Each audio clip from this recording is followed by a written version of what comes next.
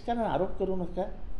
शरद पवार साहेब अजून तरी तुमचं नाव घेतलेलं नाही कशात त्यांनी, पण त्यांच्या मनात हे नक्की आहे की तुम्हीच अजित पवारांना चढवून शरद पवारांचं घर फोडलं.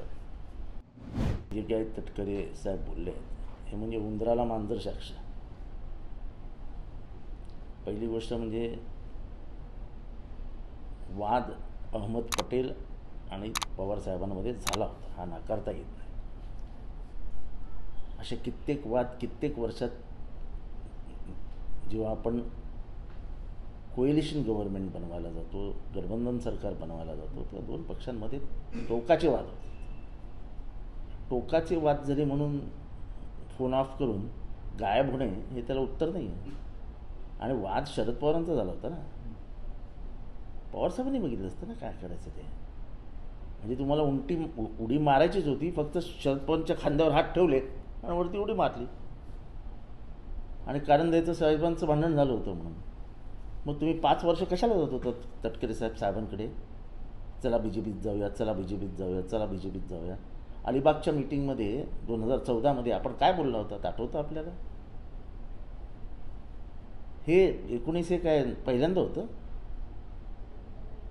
तुम्ही किती वेळा सांगितलेलं चला BJPत जाऊया, चला BJPत जाऊया.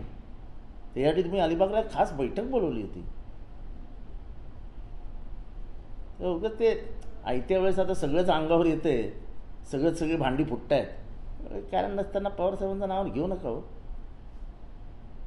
त्यांनी आपली पुरोगामी भूमिका कधीही सोडली नाही.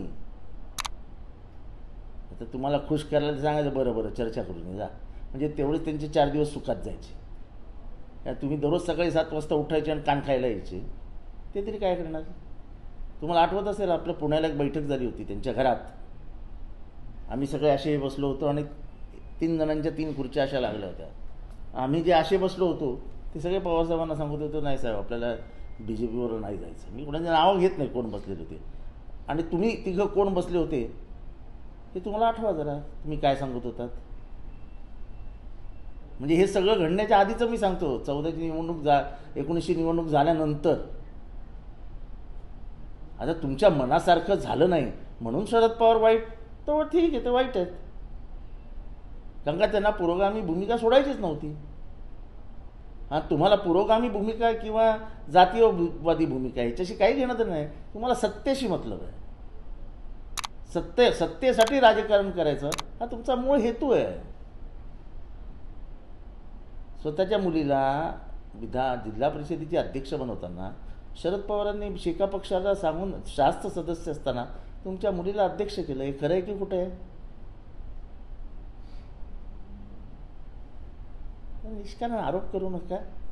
शरद पवार साहेब अजून तरी तुमचं नाव घेतलेलं नाही कशात त्यांनी, पण त्यांच्या मनात हे नक्की आहे की तुम्हीच अजित पवारांना चढवून शरद पवारांचं घर फोडलं.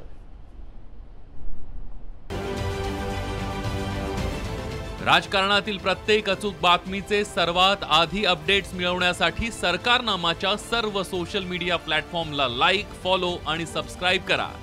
तसंच सर्व नोटिफिकेशनसाठी बेल आयकॉन प्रेस करायला विसरू नका.